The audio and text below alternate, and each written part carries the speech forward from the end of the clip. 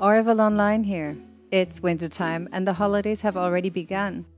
Are you running out of creative ideas in the kitchen? Tired of your desserts falling flat? No need to worry.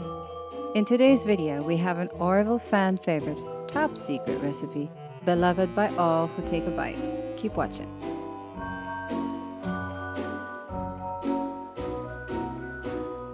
Thank you for watching, and please take a moment to subscribe and click the notification bell. Thanks.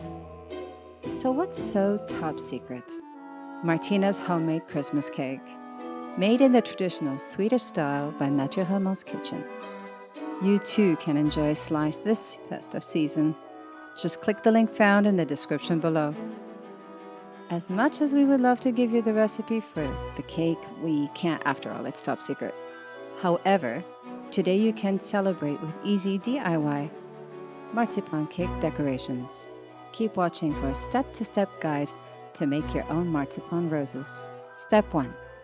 Knead the marzipan into a ball. If it is too sticky, add a bit of powdered sugar.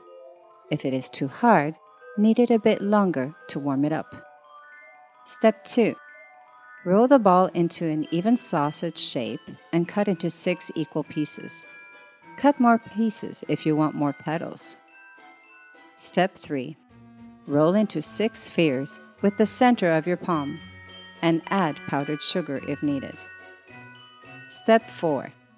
Using your finger, press each sphere down. Press half of the surface thinner to create the edges of the petals. If petals stick, press down between clean plastic sheets instead. Step 5. Gently roll up the first petal onto itself. This is the center of the rose. Avoid adding too much powdered sugar at this point. Step 6.